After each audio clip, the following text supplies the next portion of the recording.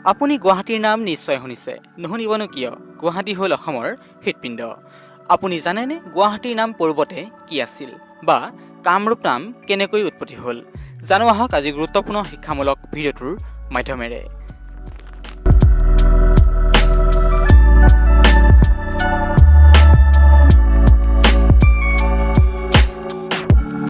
অতি পুৰণি কালত অসমৰ নাম আছিল প্ৰাগজ্যোতিষ আৰু ইয়াৰ ৰাজধানী আছিল প্ৰাগজ্যোতিষপুৰ। বৰ্তমানৰ গুৱাহাটী মহানগৰী তাহানিৰ প্ৰাগজ্যোতিষপুৰ। বিশ্বামিত্ৰ মুনিৰ আজুককাক কোশ ৰজাৰ পুত্ৰ অমিত ৰাজে প্ৰাগজ্যোতিষ ৰাজ্য প্ৰতিষ্ঠা কৰিছিল বুলি মহাকাব্য ৰামায়ণত উল্লেখ আছে। নহয়নে আচৰিত হ'ব লগা কথা? আপোনালোকে নিশ্চয় ইয়াৰ পাছত জানিবলৈ ইচ্ছা কৰিছে কামৰূপৰ নাম কেনেকৈ উৎপত্তি হ'ল। গতিকে সময় নষ্ট নকৰি জানো আহক কামৰূপ নামৰ উৎপত্তি আৰু ৰহস্য। সতীৰ মৃত্যুৰ পাছত মহাদেৱ ভীষণ তপস্যাত নিমগ্ন হৈছিল। তাৰকাসুৰৰ অত্যাচাৰৰ পৰা পৰিত্ৰাণ পোৱাৰ বাবে দেৱতাসকলে কামদেৱক মহাদেৱৰ তপস্যা ভংগ কৰিবলৈ অনুৰোধ জনাইছিল।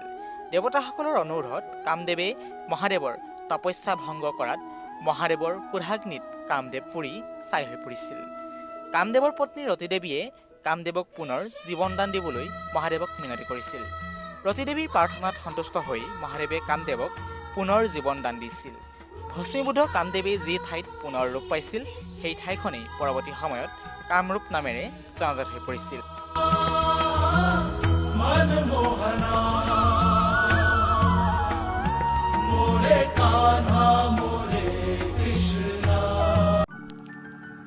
নহয়নে আচৰিত হ'ব লগা কথা?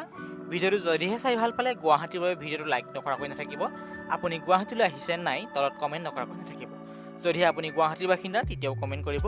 এনেকুৱা ধৰণৰ শিক্ষামূলক বা লেটেষ্ট তথ্য পাই থাকিবলৈ আমাৰ চেনেলটো ছাবস্ক্ৰাইব নকৰাকৈ নাথাকিব। ধন্যবাদ।